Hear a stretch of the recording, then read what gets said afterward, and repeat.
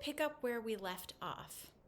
In the last video, we talked about how emotional immaturity shows up in relationships and how it can leave you feeling drained, unsettled, or even questioning yourself.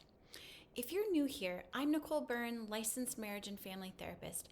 I work with women in all of California and Nevada who are deeply caring, often overfunctioning in relationships, in work, and they're ready to reclaim their energy and their peace.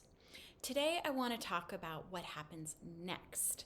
Once you see the dynamic clearly, how do you choose to show up in a way that protects yourself?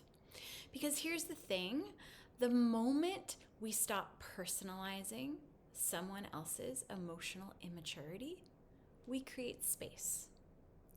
Space to step back, to reassess, to decide how much of ourselves we want to bring into the relationship. It's really empowering. And this is not cold and it's not mean. It's self-preservation, it's protection, protecting yourself. When someone repeatedly dismisses your feelings, flips the script, blames you for something that's unfair, or makes it unsafe to be honest, you're not obligated to keep showing up in the same way that you've been doing it. That doesn't mean cutting them off. It also doesn't mean overdoing things so that you're trying to make things better for them. It might mean sharing less about yourself, being more observant than open,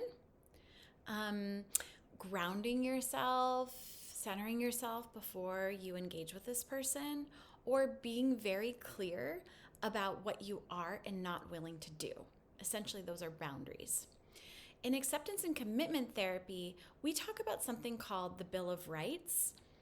These are basic relational rights, like being treated with respect, being able to say no, and also being able to make mistakes. If you keep giving someone the opportunity to honor those rights and they consistently don't, that's not a signal for you to try harder or to scrutinize yourself. It's a cue to reconsider how you engage in the ways that I'm describing here. So you get to protect your energy, you get to choose limited engagement as a form of wisdom, not as rejection. And you don't need someone's emotional maturity to rise in order to stay rooted in your own. You don't need to keep trying to be responsible, to change that person. You just have to look at them objectively and decide, how am I going to show up in a way that's rooted in my values, with integrity, that takes care of myself. So I'll be back with more ways to stay grounded in yourself, even when your relationship life feels complex. I'll be back with ways to set boundaries.